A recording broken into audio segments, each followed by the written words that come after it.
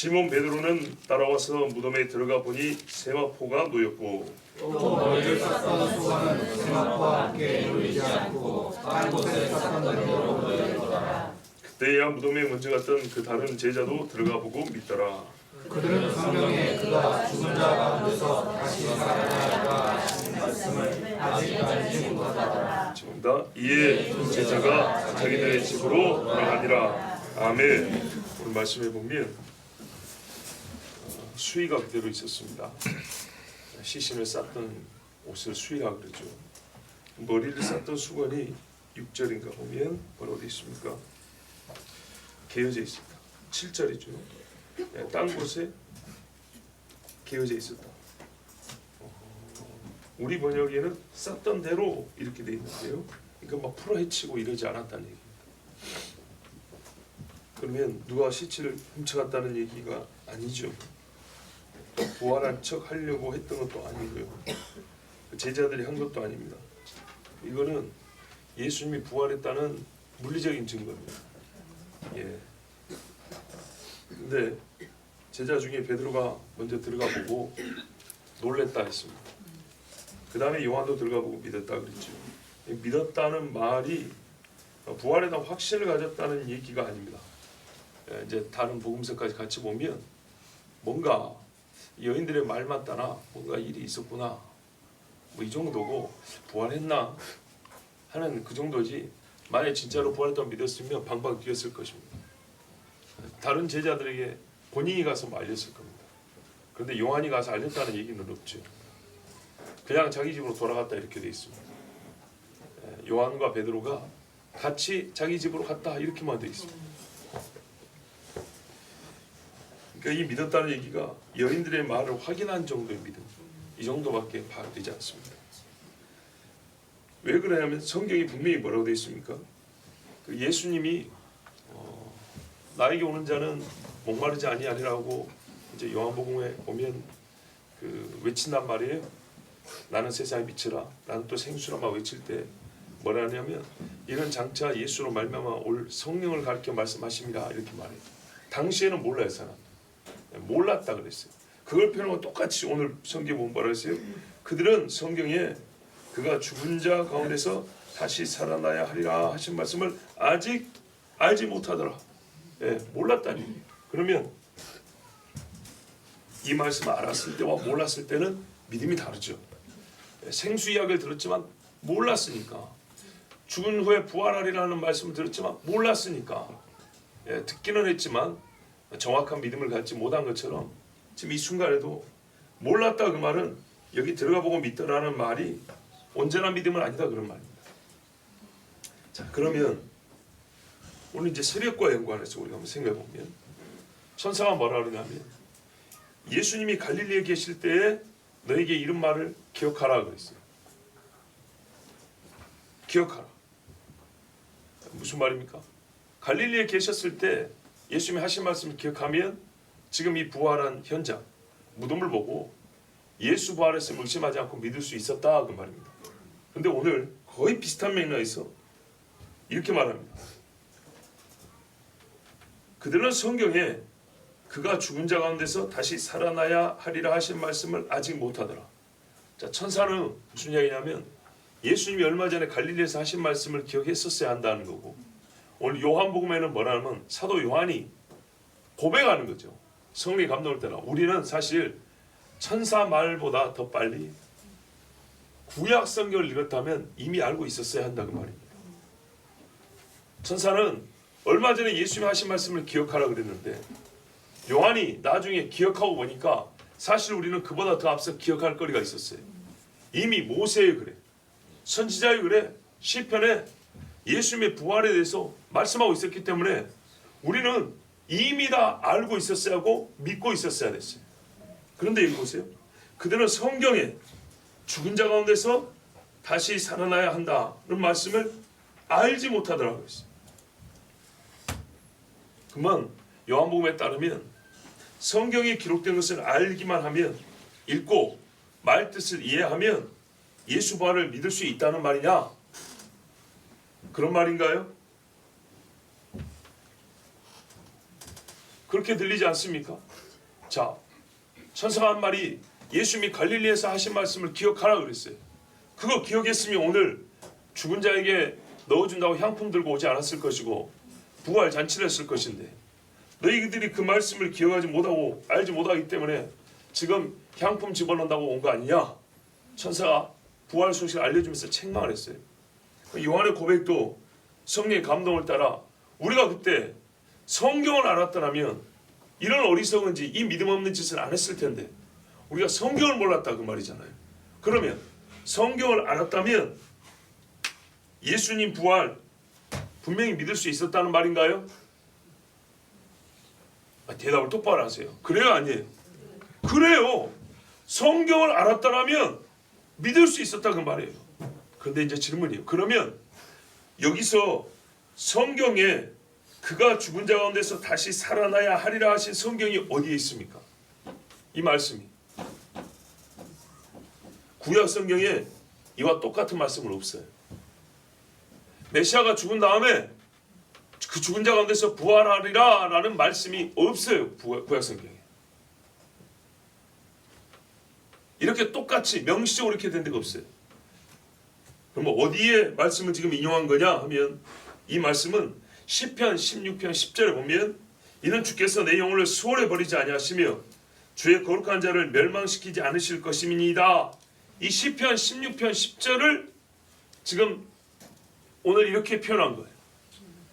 그가 죽은 자 가운데서 부활하리라, 다시 살아나야 하리라. 이 말이 다시 살아나야 한다는 말은 없는데, 이 말 뜻이 어디서 왔냐, 이 내용이 어디서 왔냐면 시편 16편에 다윗이 내가 어떻게 주님 앞에 영생을 얻을까라는 이 근심과 고민 속에 나의 대속자가, 구원자가 죽지 아니하시고 수월에서 멸망을 당하지 아니한다는 이 하나님의 계시를 듣고, 그렇다면 내가 그와 함께 산다는 이제 부활의 소망을 갖게 되는 그 맥락이 시편 16편 말씀인데, 거기 말씀이에요. 자, 하지만은 이 시편 16편에는 부활에 대한 명시적 가르침은 없어요.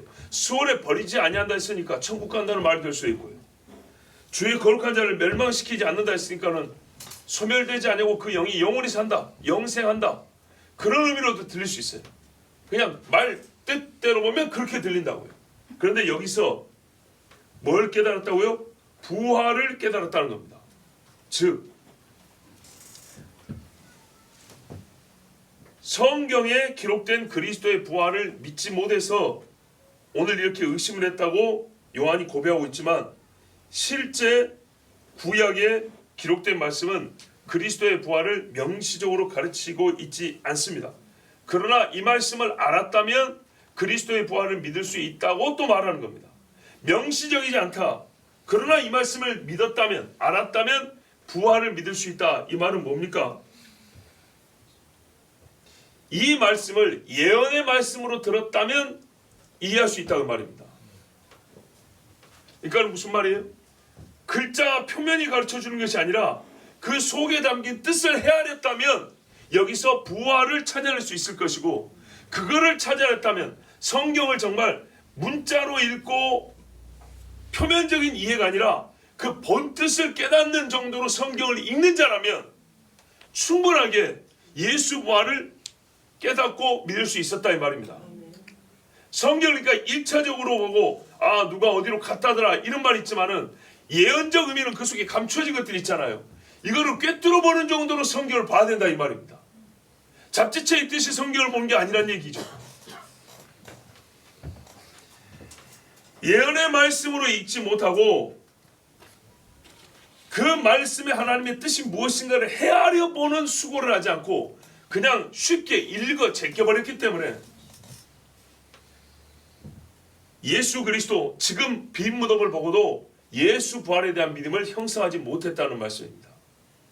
우리가 분명 성경 말씀을 읽고 들음으로 믿음을 갖게 되지만 귓등으로 들어버리고 헤아리지 않냐고 읽어 제껴버리면 보고 들어도 이사야 말한 것처럼 깨우치지 못하고 하나님의 구원의 진리를 전혀 알 수가 없습니다.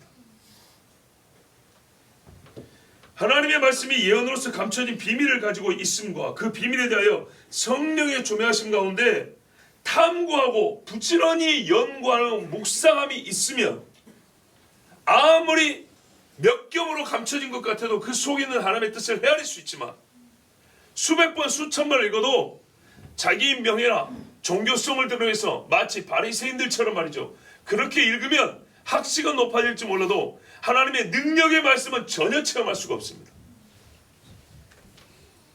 내 눈앞에서 발생한 사건을 통하여 즉시로 의심 없이 믿음이 발생하기 위해서는, 이 사건이 나에게 믿음이 되기 위해서는 이 사건을 예언한 하나님의 말씀, 이 사건을 지시한 하나님의 말씀을 알고 있어야 이 사건을 통하여 믿음이 형성됩니다. 베드로전서 1장 10절 11절을 보면 이 구원에 대하여는 너희에게 임할 은혜를 예언하던 선지자들이 연구하고 부지런히 살펴서, 제가 숱하게 인용한 말씀이죠. 선지자들이 갑자기 밥 먹다가 성령 성령만 주여 그래서 막 읊어대면 그것으로 그 즉시 알았냐? 아니에요. 자기들이 예언하고 쓰고도 모르는 것들이 많아서 쓴 다음에도 연구하고 예언하고도 묵상하고 이런 일을 부지런히 했다는 겁니다. 다니엘도 보세요. 다니엘서에 보면 얼마나 궁금해하면서 예언합니까? 에스겔도 보십시오. 환상을 많이 봤지만 즉시로 이해를 못합니다. 그래서 하나님께 구하고 천사가 가르쳐주면 또 쓰고 본인도 이해하면서 쓰고 기도하면서 쓰고 그런단 말이죠. 선지자들이 연구하고 부지런히 살펴서 자기 속에 계신 그리스도의 영이, 보세요, 성령이 가르쳐줘요. 뭐였는데요? 선지자는 연구하고 살펴보는데 부지런히 연구하고 살펴볼 때 그 심령의 성령이 그때 함께 하셔서 그 받으실 고난과 후에 받으실 영광을 미리 증언하여 누구를 또는 어떠한 때를 지시하시는지 상고하니라. 계속 선지자들이 성령의 감동을 받았다고 기계적으로 쓴 게 아니고 어떻게 했다고요? 본인도 생각하면서 연구하면서 묵상하면서 썼다는 거예요. 그래서 본인도 성령의 감동을 따라 믿음을 형성하고 예언의 말씀을 썼다는 거예요. 그러니까 구약 성경에 예수 부활 이야기가 없던데요? 없지요. 예수가 부활하리라 이런 문장은 없단 말이에요. 누가복음 24장 27절에 이에 모세와 모든 선지자의 글로 시작하여 모든 성경에 쓴 바 자기에 관한 것을 자세히 설명하시니라. 24장 44절에 또 이르시되 내가 너희와 함께 있을 때 너희에게 말한 바 곧 모세의 율법과 선지자의 글과 시편에 나를 가리켜 기록된 모든 것이 이루어져야 하리라 한 말이 이것이라 하시고 바로 부활까지 이야기하는 거예요. 예수님이 살아계실 때 말씀하셨답니다. 수많은 모세와 선지자와 시편의 글을 통하여 내가 고난을 받고 죽고 부활해야 한다는 것을 가르쳤단 말입니다. 제자들은요 들은 적이 없다는 거예요. 기억을 못했다는 거죠. 왜 그러죠? 그냥 귀로 듣고 넘어갔기 때문이죠. 감춰진 비밀이라고 그랬는데 하나님의 성령의 조명을 따라 그거를 부지런히 살피고 연구하고 그 속에 감추어진 뜻을 헤아리고자 하지 않냐고 그냥 즐겁게는 들었는데 귀만 즐겁게 하고 지나가는 말씀으로 들어버렸으니 예수 부활에 대하여 전혀 알지 못하고 100이면 100 다 전부 다 믿지 못했어요. 사도행전 28장 23절에 바울이 로마에서 유대인들에게 설교하는데 그들이 날짜를 정하고 그가 유숙하는 집에 많이 오니 바울이 아침부터 저녁까지 강론하여 하나님의 나라를 증언하고 모세의 율법과 선지자의 말을 가지고 예수에 대하여 권하더라. 여기 보면 예수 하나님의 나라 모세의 글과 선지자의 글입니다. 모세의 글과 선지자의 글에 하나님의 나라와 예수님에 대한 이야기가 가득한데 반응이 어떻습니까? 믿겠다는 사람은 소수고 대부분 못 믿겠다 이러고 가버렸습니다. 그래서 바울이 화가 얼마나 난지 모릅니다. 자 여러분, 하나님께서 우리에게 믿음을 요구하시죠. 믿어라 그럽니다. 그런데요, 우리 생각에는 믿으라 할 때마다 기적을 보여주고 그때 필요한 믿음을 유발시킬 수 있는 어떤 사건을 계속 체험시켜주면 믿음이 생길 것 같죠. 그러지 않습니까? 뭐하러 피곤하게 말을 하냔 말이죠. 설교 100번 하고 1000번 해도 말 안 듣고 씩씩거리는데 기적을 한번 보여주면 얼마나 좋아요. 그러잖아요. 야단쳐도 안 들으면 그 즉시 바로 한번 확 때려버리면 좋잖아요. 다리 한번 불러버리고 또 안 들으면 목이 꺾어지게 해버리고 또 안 들으면 이빨을 10개를 뽑아버리고 또 안 들으면 눈을 실명시켜버리고 그러면 좋잖아요. 그죠? 믿게 하려면 1억 천금을 줘버리고 잠잤더니 집이 2채 3채가 돼버리고 좋잖아요. 네. 티코가 딱 잠자고 때 롤스로이스를 밖에 갖고 있고 시계가 없었는데 딱 눈 떠보니까 금가락지 여기 10개씩 달려있고 그러면 주님 믿겠지 체험하니까 좋잖아요. 눈 떠보면 홍해가 갈라져 있고 눈 떠보면 한강물이 막아져 있고 좋잖아요. 북한산이 평지가 되어 있고 말이죠. 좋지요. 그렇게 믿음을 유발시켜주면 좋지요. 우리가 바라는 게 그거 아니에요? 우리에게 하나님 믿음을 주세요. 뭐뭐 해주세요. 다 그거 아니에요? 그런다고 믿음이 생긴 분 있으면 손 들어보세요. 절대 없어요. 아무도 없어요. 그런 믿음은 지옥 갈 믿음이에요. 하나님은요 우리에게 믿음을 요구하실 때 기적을 그때마다 보여주고 우리가 원하는 바 그 사건을 계속 체험하게 해주시면 빠를 것 같지만 절대 그렇게 안 해줍니다. 하나님의 방식, 믿음을 유발하는, 믿음을 일으키는 하나님의 결정은 뭐냐? 기록된 말씀을 읽으라 합니다. 아멘. 그 말씀을 깨달으라 그랬어요. 그래서 너는 본거로 믿느냐? 보지 않고 믿는 자가 복되다. 그 말은 뭐예요? 보지 않고 어쨌다 그래. 듣고 믿는 자가 복되다 그 말이에요. 아멘. 듣고 믿는 자는 사건이 발생하면 그 사건으로 확신을 하는 거예요. 예? 손을 뻗으라 그랬어요. 모세가 하나님 말씀 들었어요. 그걸 뻗었어요. 그랬더니 홍해가 갈라지는 겁니다. 예? 얼마나 멋집니까? 입 딱 다물고 7바퀴 도라고 하나님 말씀했어요. 했어요. 그랬더니 뭔 일이었죠? 결과는 말 안 해줬거든요. 와르르 무너져 버렸어요. 이게 믿음이거든요. 이게 믿음. 라합 집에 어떻게 했어요? 일가 친척이 다 모였습니다. 붉은 줄 하나 내렸어요. 이 기계적으로 붉은 줄 하나 있으면 한 사람이 믿으면 온 식구가 구원받나? 천만의 말씀요. 여리고가 언제 무너질지 어떻게 무너질지 압니까? 전쟁의 승패가 어떻게 날지 압니까? 그런데 그 좁은 집에 라합 집에 온 일가 친척이 다 모였고 했다면 무슨 말이에요? 모인 사람들도 믿음이 없이는 모이지 않아요. 지금 한번 생각해 보세요. 누가 우리 집에 와서 이 붉은 줄 밑에 있어야 구원받는다면 누가 오겠냐고요. 동생이 오겠어요? 처남이 오겠어요? 매부가 오겠어요? 삼촌이 오겠어요? 고모가 오겠어요? 손들어보세요. 자신 있는 분. 없어요. 없다고요. 이스라엘이 겁은 나도 설마 하니 저것들이 아이고 여리고가 무너지랴 안 와요. 소돔과 고모라 보세요. 그날 밤에 천사가 둘이 왔어요. 낯선 사람들이 왔어요. 그런데도 불구하고 장인이 부르니까 사위들이 말하래요. 아이고 농담하지 마세요 그랬어요. 장인만 만나요? 천사가 둘이 앞에 있는데도 그랬어요. 이게 사람입니다.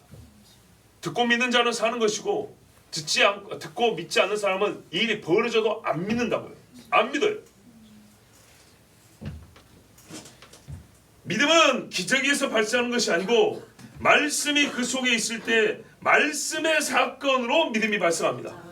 그리고 발생한 믿음이 사건을 통하여 하나님이 어떻게 그거는요 믿음에 대한 결과로서 하나님 주신 복이라고 생각을 해야 되는 거예요. 이게 항상 100% 항상 이런 식으로만 하시지는 않아요. 물론 그러나 이게 하나님의 기본 원칙이에요. 믿음은 들으면서 나고 들으면 그리스도의 말씀이 안 돼요. 그리스도의 직접한 말씀과 그리스도에 관한 기록된 구약성의 모든 말씀으로 말하면 믿음이 형성돼요. 왜 그러냐? 지금 성경이 그러잖아요. 기록된 성경을 믿었어야 한다고. 기록된 성경 구약을 말하죠. 근데 이 구약이 하나님의 나라와 예수에 관한 말씀이라잖아요. 그러니까는 예수 그리스도를 들음으로 믿음이 난다. 이 말은 예수의 직접 하신 말씀뿐만 아니라 성경 전체를 말하는 거예요. 성경 전체. 무덤이 빈 것을 보고도 예수님의 부활한 육체를 보고도 믿지 못했다는 것은 기록된 말씀을 알지 못했기 때문입니다. 그래서 제가 단도직입적으로 오늘 여러분에게 또렷하게 들리게 해서 표현을 한 겁니다. 죽은 자의 산 것을 보고 믿음을 갖게 되는가, 기록된 말씀을 읽고 믿음을 갖게 되는가를 말하면 후자가 우위에 있습니다. 기록된 말씀을 듣고 믿음을 가진 사람은 무덤에 안 오고 갈릴리로 가야 된다 이 말이죠. 여러분 오순절에 베드로가 성령의 충만을 받고 예루살렘에서 사람들에게 설교를 했어요. 근데 이 설교의 핵심 뭐냐면 성령이 뭐냐면 주제가 성령이 아니라 예수님 부활의 주제였어요. 사건이 그래요. 6월절, 초실절, 무교절, 오순절이란 말이에요. 6월절과 초실절이 잠자는 자들의 첫 열매가 없는 사람에게는 그리하여 그 잠자는 자의 첫 열매를 받고 무교절 자기를 정결하게 한 자가 아니면 오순절은 없는 거예요. 그래서 이 사람들이 오순절의 경험을 하고 있지만 오순절의 경험 너희가 불받아라 이게 아니었어요. 예수 죽음과 부활에 대하여 너희가 회개하고 부활을 믿으라는 거였어요. 그러면 너희도 성령을 선물로 받으리니 그 다음에 나오는 거예요. 그럼 이 사람들이 뭐 했다는 거예요? 예수 죽음과 부활을 믿었다는 얘기죠. 이제 믿고 나니까 성령의 선물을 받는 거죠. 그 설교를 우리가 많이 했지만 사도행전 2장 23절부터만 보면 오늘 이 성경을 이해하는 것과 관련해서 우리가 한 번 더 들을 필요가 있습니다. 바로 이 시편 12편을 베드로가 본문으로 삼아 설교했기 때문입니다.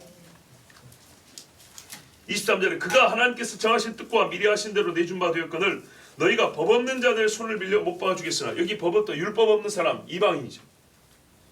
하나님께서 그를 사망의 고통에서 풀어 살리셨으니 이는 그가 사망에 매여 있을 수 없었습니다.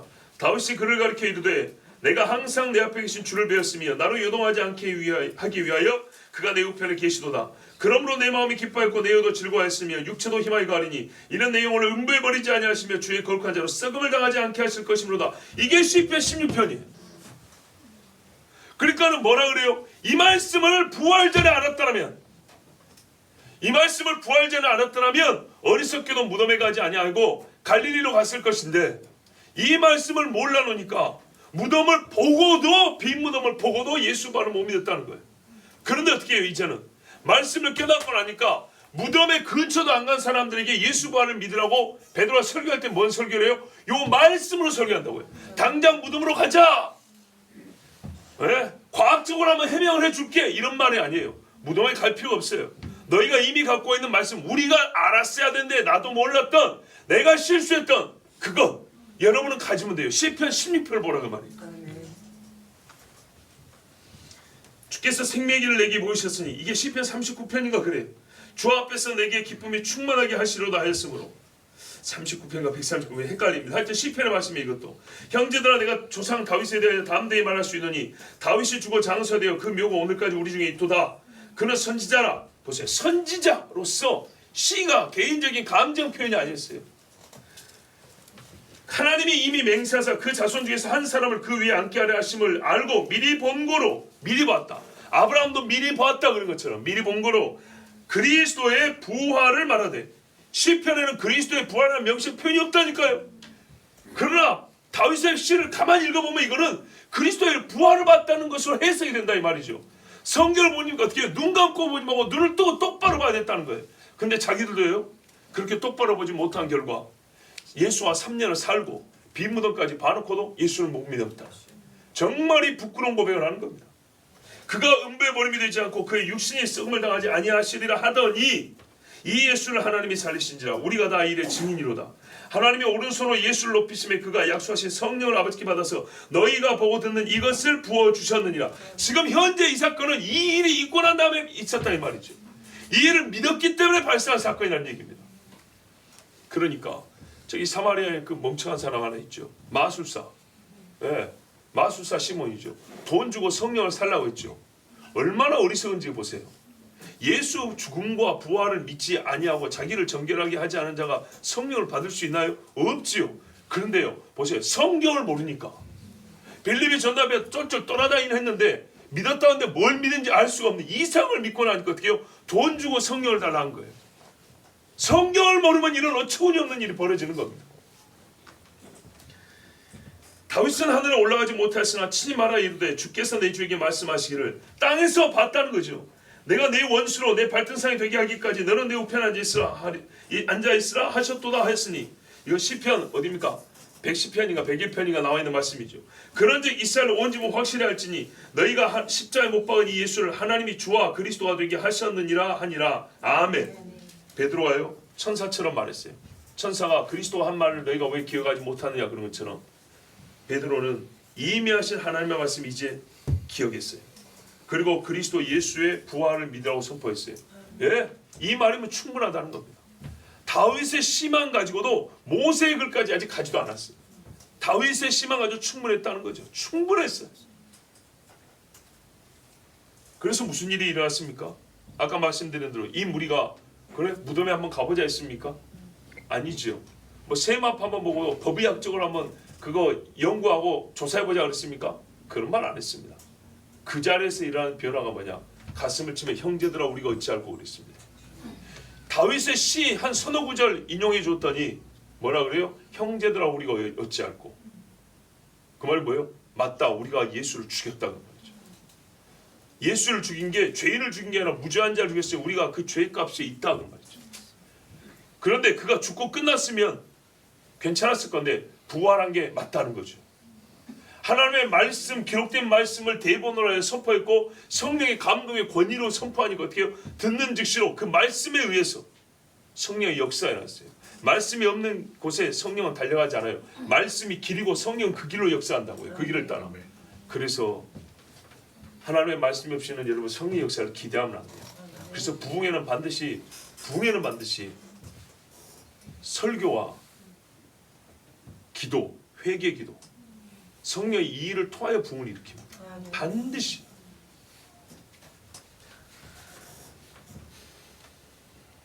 믿지 않으려니와 수천 명의 사람들이 찔림을 받고 형제들아 어찌할꼬 하며 부르짖었습니다. 그리고 베드로의 말처럼 그날 즉시로 회개하고 세례 받은 자가 3,000이나 더하더라 이랬습니다. 바울은 어쨌습니까? 첫 선교행에서 그는 수리아 안디옥이 아니라 소아시아의 비시디아 안디옥으로 왔습니다. 비시디아 안디옥에 갔더니 유대인 회당에 있어서 가서 설교를 했습니다. 그 설교의 말을 한번 들어보시랍니까?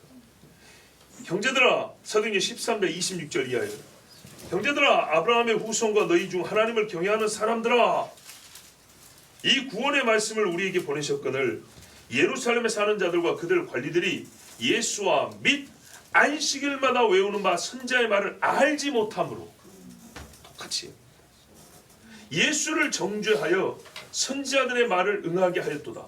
죽일 죄를 하나도 찾지 못하였으나 빌라도에게 죽여달라 하였으니 성경에 그를 가리켜 기록한 말씀을 다 응하게 한 것이라. 성경합니다. 그러면 이 회당에 모인 사람들이 성경 어디냐고 물어보겠죠. 율법을 갖고 있기 때문에. 후에 나무에서 내려다가 무덤에 두었으나 하나님이 죽은 자 가운데서 그를 살리신지라. 갈릴리로부터 예루살렘에 함께 올라간 사람들에게 여러 날 보이셨으니 40일 동안 보이셨죠. 그들이 이제 백성 앞에서 그의 증인이라. 우리도 조상들이 주신 약속을 너에게 전파하노니, 조상들이 주신 약속이 율법에 나 있죠. 곧 하나님이 예수를 일으키사 우리 자녀들에게 이 약속을 이루게 하셨다 함이라. 시편 2째 편에, 우리하고 똑같은 시편 2편에 기록된 바와 같이 너는 내 아들이라 오늘 너를 낳았다 하셨고, 이게 이제 예수님의 출생 이야기죠. 또 하나님께서 죽은 자 가운데서 그를 일으키사 다시 썩음을 당하지 않게 하실 것을 가르쳐 이르시되 내가 다윗의 거룩하고 미쁘는 살을 너에게 주리라 하셨으며, 이 시편 89편 20절 이하입니다. 시험경세 읽지는 않습니다만은 여기에 보면 뭐가 나오냐면 다윗의 왕위를 계승했는데 장자에게 준다 그랬어요. 다윗의 장자에게 언약을 세우고 그 왕위를 하늘의 날처럼 영원하게 한다 했어요. 그러면 이걸 뭐예요? 사람에게 한 말이 아니에요. 메시아에게 한 말씀이에요. 메시아에게. 자, 한번 읽어보시면 되고요. 자, 이어서 또 다른 시편에 이르시되 주의 거룩한 자로 썩음을 당하지 않게 하시되, 아까 시편 16편이죠. 하셨느니라. 다윗은 당시에 하나님의 뜻을 따라 섬기다가 잠들어 그 조상들과 함께 묻혀 썩음을 당하시되 하나님께서 살리신 이는 썩음을 당하지 아니하였나니, 그러므로 형제들아 너희가 알 것은 이 사람을 힘입어 죄의 사함을 너희에게 전하는 이것이며, 또 모세의 율법으로 너희가 의롭다 하심을 얻지 못하던 모든 일에도 이 사람을 힘입어 믿는 자마다 의롭다 하심을 얻는 이것이라. 그런즉 너희는 선지자들을 통하여 말씀하신 것이 너희에게 미칠까 삼가라. 자, 바울이 시편의 세 구절을 인용해서 꼭 베드로처럼 설교를 했어요. 하나님이 살리셨다. 너희는 죽였고. 그런데 이게 선지자의 말을 응하게 한 것이라. 근데 선지자들이 뭐라 그러냐? 안 믿으면 너희 죽는다 그랬다. 어쩔 것이냐? 예루살렘에서는 그러다가 3,000명 5,000명씩 회개를 했다는데 너희는 어떻게 할 것이냐? 이럴수되 보라, 멸시하는 사람들아 너희는 놀라고 멸망하라. 내가 너희 때를 당하여 한 일을 행할 것이니 사람이 너희에게 일러줄지라도 도무지 미치 못할 일이라 하였느니라 하냐. 이사야가 내다보고 한 예언이죠. 그들이 나갈 때 사람들이 청하되 다음 안식일에도 이 말씀을 하라 하더라. 감사하게도 말이죠. 이 설교를 듣고 회당에 모인 사람들이 이제 결과를 보세요. 바울이 여기서 기적을 행한 게 아니에요. 율법을 가지고 예수님 설교를 했어요. 그랬더니 얼마나 놀라운 일이 벌어졌냐. 사람들 중에 다음 안식일에도 와서 설교 좀 해주십시오 그런 거예요. 회당의 모임이 끝난 후에, 우리도 예배 끝나죠. 유대인과 유대교에 입교한 경건한 사람들이 많이 바울과 바나바를 따르니 새롭게 들은 말씀인 거예요. 맨날 율법을 했는데 여기서는 전혀 메시아를 발견할 수 없었는데 바울의 설교하고 듣고 보니까 이게 보이는 거예요. 이제 두 사도가 더불어 말하고 항상 하나님의 은혜 가운데 있으라고 권하니라. 그러니까 이 사람들이요 따라오니까 더 가르쳐줬어요. 그러면서 뭐라 그래요? 이 받은 은혜 안에서 구원하고 있으라. 떠나지 말라 이렇게 권했다는 거예요. 그런데 그 다음 안식일에 가봤더니요, 온 시민이 거의 다 하나님의 말씀을 듣고자 하여 모이니, 와, 피시디아 안동이 무슨 일이었습니까? 회당 얼마나 좁습니까? 그런데 그 동네 사람이 다 모인 거예요. 다 모여. 누구만 빼고요? 율법의 자손이 나는 유대인만 빼고. 그래서 이어지는 말씀이 유대인이 시기가 가득하여 이렇게 나옵니다. 얼마 전에 여러분 전했던 것 같은데, 시기, 육체의 일은 현저하니 했는데요, 갈라디아서 5장에 보면 우상과 주술과 음행과 쭉쭉쭉 이어지는데 그 딱 가운데 시기가 있습니다. 딱 가운데 시기. 이건 잘 보이지도 않습니다. 개인의 성향 내지는 이 내적 문제인 것 같습니다. 우상 숭배는 술 따르고 우상 앞에 전하잖아요. 음행은 육체를 썩잖아요. 근데 하나님 뭐래요? 이것들을 현저한 육체로 동격이 놨습니다. 시기가 얼마나 무서운지 아세요? 시기. 이 시기로 예수를 넘겨준 줄 알미라 그랬어요. 시기 때문에 이 사람들이 바울을 말씀 못 전하게 합니다. 그래서 바울이 나가버립니다. 나갈 수밖에 없게 됩니다. 얼마나 안타깝습니까? 한 번 설교로 그 다음에 온 시민이 다 모였다 하잖아요. 근데 유대인들이 시기하였다 그랬어요. 자, 바울 사도 역시 다윗의 시를 읽을 때 예언적음이라 알았어요. 본인도 옛날에 율법의 사람이지만 알지 못했던 거잖아요. 그런데 이제는 그 말씀의 뜻을 깨닫고 나니까 이 말씀보다 예수를 설교하기에 좋은 말씀이 없는 거예요. 그래서 여러분, 입이 닳도록 말씀드립니다. 사도들은 구약을 읽고 예수를 설교를 했다고요. 우리는 거기에 더하여 신약까지 주어졌으니 얼마나 풍성한 은혜를 받았는지 생각해 보십시오. 구약 갖고도요, 능히 예수 그리스도의 죽음과 부활과 그를 통하여 나타난 하나님의 인자심과 구속의 섭리를 다 믿을 수가 있어요. 2000년 전에 그렇게 믿었어요. 그렇게 믿고 어떻게 됐습니까? 목숨을 바쳐 순교하고 선교했어요. 예수님도 전날에 부활에 관한 주제로 딱 그랬습니다. 이 말씀했어요. 뭐라 그래요? 마가복음 12장 24절에 예수께서 이르시되 너희가 성경도 하나님의 능력도 알지 못함으로 오해함이 아니냐. 남편이 7인데 부활할 때는 누구 각시가 됩니까? 그랬잖아요. 예수님 뭐라 그래요? 7명 중에 누구 아내가 되냐면 이렇게 대답해 준 게 아니라 질문 자체가 어리석다는 겁니다. 말이 안 되는 질문이라는 거죠. 성경을 읽어놓으니까 부활이라는 개념에서 들었는데 부활에 대하여 가르쳐주는 성경은 전혀 깨닫지 못한 거예요. 그래서 너희가 성경도 모르고 하나님도 능력을 모른다. 부활이라는 단어는 알지만 부활이 뭔지를 전혀 모르고 나를 시험하는구나. 얼마나 어처구니가 없는지. 그래서 예수님 말하래요. 굉장히 쉽게 가르쳐줍니다. 뭐 깊은 뜻도 아니고 문법적으로 가르쳐줍니다. 문법은 보이는 거잖아요. 봐라. 아브라함의 하나님, 이삭의 하나님, 야곱의 하나님이라 그랬다. 다 죽은 사람이냐 산 사람이냐? 죽었습니다. 근데 왜 그들을 살아있는 것처럼 하나 부르냐? 부활은 기본적으로 살아있음, 살아있는 자의 하나님이라 말하는 거다. 아시겠죠? 그러니까는 우리가 생각하는 것과는 다른 차원의 문제라는 거예요. 우리에게는 거기 죽었다 그러잖아요. 근데 하나님 앞에는 그들은 살아있는 사람이라는 거예요. 그러니까 너희가 생각하는 것처럼 우리가 지금 육신의 관계를 맺고 사는 이 육신적 질서 안의 것들을 가지고 그대로 대입을 해서 부활을 생각하면 이게 안 된다는 얘기입니다. 그래서 예수님이 이들에게도 부활에 대하여 오해하였다 할 때 잘못 알고 있다는 거죠. 잘못 알고 있다. 왜 부활에서 잘못 압니까? 성경을 모르니까. 하나님의 능력을 모르니까 부활에도 잘못 알고 있다는 거예요. 제자들이 성경을 모르니까 부활에 대한 예수님 말씀을 잘못 알아. 알 수가 없어. 무덤에 가가지고 끼웃거리다가 머리만 극적극적하고 집으로 돌아가는 겁니다. 그런데 여러분, 바리새인들이 얼마나 또 이상한 소리를 했냐. 사람들이 이 예수를 따르니까 하는 말이 요한복음 7장에 보면 율법을 알지 못하는 이 무리는 저주를 받은 자로다 그랬어요. 정작 본인들이 하나님의 율법을 알지 못해서 무죄한 자를 정죄하고 이방인의 손에 넘겨다가 죽게 해놓고 하는 말은 율법을 알지 못하는 예수와 예수 따르는 자는 저주를 받는다 그랬어요. 지금 우리가 예수 그리스도를 믿음으로 의롭다함을 받잖아요. 아까 바울이 그랬죠. 이 예수를 통하여 너희가 율법으로는 얻지 못하는 의롭다 하심을 얻었느냐 이렇게 돼 있죠. 로마 카톨릭은 뭐라 합니까? 그들의 교리예요. 누구든지 사람이 행위를 더하지 아니하고 예수 그리스도의 십자가 공로로만 구원을 받는다, 의롭다함을 받는다는 자는 저주를 받을지어다, 이렇게 말해놨어요. 실제로 있습니다. 실제로. 자, 여러분, 바리새인들의 율법을 알지 못하는 자는 저주를 받을지어다. 지금도 참으로 하나님의 율법을 알지 못하는 자들은 이렇게 가르칩니다. 부활에 관한 논쟁을 하고자 하는 사람들이 많고, 부활의 진술이 허술하고 모순이라고 주장하는 자들도 이 땅에 아직 많이 있습니다. 하지만 믿는 자들에게 부활은 이미 믿을 증거가 충분한 사건이었습니다. 우리에게는 모세의 글과 선지자의 글과 시편이 있습니다. 어떤 정신없는 사람이 구약 성경이 무슨 필요가 있느냐고 묻는다면 여러분 이렇게 말해 주십시오. 성경이 구약 성경의 의미가 많지만 오늘 부활과 관련하여 당신은 성경도 하나님의 능력도 알지 못하는 자요. 또 당신의 말은 나는 예수가 필요 없소와 같은 뜻이니 계속 그렇게 주장한다면 나는 당신을 예수 믿지 않는 자로 여길 것이오. 이렇게 대답해 주십시오.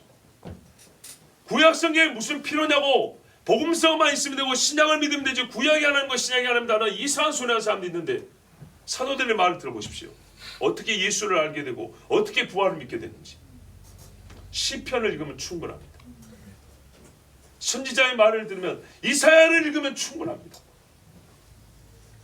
우리가 예수 그리스도의 십자가 대속 죽음과 부활을 기독교 신앙의 근본된 믿음이요 신앙의 뿌리라고 한다면 예수의 부활을 믿지 않는 자는 성경을 모르는 자, 성경의 말씀대로 예수의 부활을 믿지 못하는 자는 다른 예수를 믿는 것, 다른 복음을 따르는 자, 이 사람은 수치의 부활을 맞을 사람입니다. 영생에 이를 부활이 있고 영원한 수치와 고통의 부활이 있다고 했습니다. 이 사람들은 영원한 형벌에 빠질 부활을 얻을 것입니다. 여러분, 예수 그리스도의 부활을 혹시 아직 못 믿는 분이 계십니까? 못 믿겠습니까? 그러면 그런 분에게는 제가 권합니다. 성경을 처음부터 자세히 읽어보기를. 10년 전에 여기 경동시장 아니죠. 청량시장에 도매상을 하고 있는 장로님이 있었어요. 제가 사역된 교회. 그 장로님 아들이 그때 당시 25밖에 안 됐는데 거의 그 가게를 맡아서 사업을 하고 있었어요. 25살짜리가 사업을 하고 돈을 만지니 얘가 어떻게 했겠어요? 이렇게 올라가 있겠죠. 교회를 안 나와서 제가 신방을 갔더니 딱 그럴 줄 알았더니 그러더라고요. 젊은 애가 사업 좀 한다고 돈 좀 만지니까요. 인생 많이 사는 어른 노릇하려고 그래요. 어른같이 그 뭐니까는 이렇게 딱 올라간 그 자세가 보여요. 예, 소위 사장님 그런 딱 보여 이게. 한마디로 말해서 자기한테 훈계하지 말라는 거예요. 그 제가 이 얘기했어요. 사업하는 사람이니까 거기에 맞춰서 한번 얘기를 한번 해본 거죠. 형제처 젊은 사람들 10원짜리 하나도 계산을 철저히 하는 사람들, 인터넷 쇼핑하면서도 100원을 더 아낄 수 있는 데를 찾느라고 시간 아까운 줄 모르고 1시간 2시간을 써버리는 사람들. 사실 이거 참 어리석은 거거든요. 2시간이 1,000원보다 더 귀한 건데 몇 번 아끼자고 여기 찾고 저기 찾고 하다가 시간이 2시간 3시간 가버려요. 몸은 상하고 시간은 버리고 얼마나 어리석습니까? 그런데 바로 그거 얘기한 거예요. 바로 그거. 500원 아낀다고 2시간 3시간을 그렇게 고생하는 사람이라면, 그러고도 나중에 소관이 어쩌니 하는 사람이라면 당신의 영원한 생명과 죽음에 관한 거 그거 찾아볼 생각 없냐? 그거 한번 탐구하고 연구해 볼 생각 없냐? 훨씬 가치 있지 않냐? 노름을 하자고 도박을 하자는 게 아니지만 상식적으로 말이죠. 진짜면 어쩔 거예요. 남의 띄우는 화면을 보고도 500원 싸게 해준대, 1,000원 싸게 해준대, 그걸 믿고 클릭을 하고 계좌에서 돈을 보내고 사진과 다른데 하고 나중에 막 가슴을 치고 반품 안 되고 환불 안 되고 성질 내고 그러는데, 그 몇백 원 때문에 그러는데, 그렇다면 당신의 영혼에 달린 문제라면, 자기 말은요 자기 예수 잘 믿고 있으니까 냅두라 그 말이었어요. 근데 예수 잘 믿는 애가 어떻게 예배를 안 드리냐? 내가 보기엔 당신 신앙 의심스럽다. 근데 물어보면 대답을 못해요. 아는 게 없으니까, 믿는 게 없으니까. 그래서 해주는 거예요. 잘난 척한 사람은 미안하지만 확 그냥 꺾어버리는 거예요. 겸손한 사람은 높여줍니다. 같이 따뜻거려줍니다. 그런데 그렇게 건방을 떨면 저도 어쩔 수 없어요. 꺾을 수밖에 없어요. 네 생명이 돈 몇 배보다 귀하다면 너 지금 당장 찾아봐라. 당신이 장로님 아들이라고, 우리 교회에서 제법 실력 있는 집안 자식이라고 나 당신 우대해 줄 생각 없어. 뭐라는지 아십니까? 나를 알만 사람은 다 아는데요. 얼마나 거드름을 피웠는지 쫓가는 게. 그래서 나는 그런 거 전혀 관심이 없고, 나는 목사라. 영혼을 위하여 존재하는 사람이기 때문에 네가 뭘 하든지 아무 상관없어. 돈이 얼마나 있든지 뭘 하든지 아무 상관없어. 당신이 예수를 믿느냐 안 믿느냐, 나는 거기만 관심 있어. 그러므로 예수를 아는 척했지만 보니까 하나도 모르는데 돈 몇백 원의 목숨을 거는 사람이라면 네 생명을 위해서도 한번 찾아보고 연구해봐라. 그런 다음에 진짜로 예수가 눈에 보이면 지금 네가 하고 있는 꼴이 이게 예수를 믿는 건지 안 믿는 건지 한번 스스로 대답해봐라. 그러고 왔어요. 자, 여러분 중에도 예수 바를 모르는 사람이 있다면 자기의 생명에 대하여 장담하지 말고 찾아보십시오. 성경을 먼저 찾아보십시오. 수많은 사람들이 실제로 이와 같은 사람들이 많았습니다. 그래서 내가 예수가 거짓이라는 것, 이만한 사기꾼이 없다는 것을 드러내보고 있다, 밝혀보고 있다고 연구한 사람들, 그 사람들의 복이 있었습니다. 그래서 그 사람들이 오히려 예수를 발견하고 예수를 믿고 회심한 사람이 한두 명이 아닙니다. 그 중에 유명한 사람이 있는데 시카고 트리뷴지의 기자였던 버클리 법대 출신의 리 스트로벳, 이 사람이 어떤 일이 있었냐, 식당에서 밥 먹다가 자기 딸인가 애가 급체를 했어요. 얹혀버린 거예요. 어쩔 줄을 몰라 하는데 흑인 어떤 아줌마가 이 아이를 살려줬어요. 기도를 했던가 하여튼 그래요. 그대로 부인은 이제 생명의 은인이고 딸의 생명의 은인이니까 신앙의 교회를 다니는 거예요. 이 사람은 석학이기 때문에 자기가 이게 천재니까 믿을 수가 없는 거예요. 그래서 어떻게 했냐, 자기 부인한테 하지 말라고 가지 말라고 막 그랬어요. 그거 뭐 우연의 법칙이 어쩌고 막 별소리를 다 했어요. 근데 부인이 당신 그러면 안 된다고 이제 한마디 했어요. 그때 이 남자가 그때부터 어떻게 했냐, 일하고 주말이라고 하잖아요. 그들 금토일 그들은 쉬는 날이잖아요. 어떻게 하냐, 전 세계로 비행기를 타고 다니면서 예수 믿는 사람들 찾아다닌 거예요. 그러면서 조사를 했어요. 목적은 예수가 거짓말쟁이다, 성경은 가짜다, 이거 증명하려고 몇 년을 찾아다녔어요. 있는 돈 다 쓰면서. 그런 다음에 나온 결론이 뭔지 아십니까? 예수는 진짜다 해요. 정말 인생을 쓰라면 그렇게라도 한번 써보시길 권합니다. 성경이 모순인가, 사실인가, 진짜인가, 세상에 어떤 책보다 믿을 만한가, 믿지 못할 만한가, 차근차근 한번 읽어보시기 바랍니다.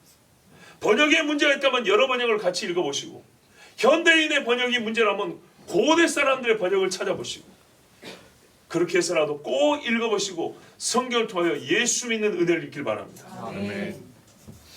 예수 그리스도의 부활을 믿고 있는 분이라면 역시 모세의 글로부터 선지자의 글과 시편을 읽으십시오. 왜요? 예수에 관한 말씀은 선지자들도 항상 연구하고 탐구했다고 그랬습니다. 어느 때 누구를, 예수님이 초림하실 뿐만 아니라 다시 오신다, 재림하신다 했습니다. 역시 같은 주제입니다. 그가 어느 때 오실 것인가. 이거는 날짜를 맞추기 위함이 아닙니다. 깨어있기 위함입니다. 시몬과 안나가 성전에서 뭐 했습니까? 솔로몬이 성전을 지어 봉헌할 때 그대로 기도했지 않습니까? 그래서 예수님을 만났습니다. 언제 날짜를 정해놓고 이날 온다고 그렇게 간 게 아니었습니다. 늘 깨어있음으로 성전에서 주님이 오실 그곳에서 때가 되자 주님을 만났습니다. 마찬가지로 우리가 지금 해야 할 일도 이것입니다. 하나님의 말씀을 부지런히 찾아 읽으면 부활하신 주님뿐만 아니라 다시 오실 주님을 맞을 수가 있습니다. 아멘. 성경을 알지 못하기 때문에 부활한 다시 오신다는 주님을 믿지 못하는 자가 많고, 성경을 알지 못하기 때문에 그가 오늘 온다 내일 온다 이상한 소리 하는 사람이 많은 겁니다. 성경을 알면 하늘의 징조를 볼 줄 알고 땅의 흔들림을 감지할 줄 알아서 주님 오실 때가 가까웠구나 생각하고 자기 자신을 단속하여 성결하게 삶을 살아갈 수가 있습니다. 그러므로 예수 부활을 믿는 분들도 꼭 성경을 부지런히 읽으십시오. 여러분 아시지만 저는 다른 행사를 잘 안 합니다. 성경의 절기를 지키는 것과 성경을 암송하고 쓰고 읽는 것, 여기에 주안점이 있습니다. 다른 것이 불필요하다는 것이 아니라 다른 것을 못할지라도 이 일은 신자들이 해야 될, 항상 있어야 될 영적 훈련이기 때문에, 우리의 신앙을 지키기 위한 방법이기 때문에, 성경을 알지 못하면서도 부활을 믿는 자, 믿는다고 말하는 자가 놀라울 정도로 많은 기이한 시대를 살고 있습니다. 그렇지만 여러분, 우리는요, 성경을 깨닫고 예수 부활을 믿는 평범하나 진실한 그리스도인이 되어야겠습니다. 아멘. 기도하겠습니다. 아버지 하나님, 정말 우리가 변질되지 아니하고 날로 강한 부활 신앙을 갖고 싶습니다. 이것은 하나님께서 가르치시는 방식을 따라야 하는 줄 압니다. 그 방식은 무엇이냐면 너희가 성경을 읽으라 하였습니다. 모세글과 시편과 선지자의 글에 나를 가리켜 기록한 글을 너희가 알았다라면 나의 부활을 의심치 아니하였을 것이라 주님 말씀하셨습니다. 아버지 하나님, 우리에게 성경 볼 수 있는 눈을 열어 주시옵소서. 성경을 깨닫는 마음을 주시옵소서. 성령으로 조명하여 주사 하나님 시에서도 예언을 보게 하여 주시고 예언의 말씀에서도 하나님 역사 중에 나타난 서술된 사실을 발견하게 하여 주시옵소서. 그래 우리 중에 한 사람도 예수 발을 알지 못하고 믿지 못하는 자가 없게 하여 주시고 예수 발을 다 믿고 구원 얻게 하여 주시고 또한 다시 오실 주님에 관해서도 하나도 모르는 것이 없이 다 알고 하나님의 나라에 들어가는 주의 백성들이 되게 하여 주시옵소서. 우리 주 예수 그리스도 이름으로 기도하옵나이다. 아멘.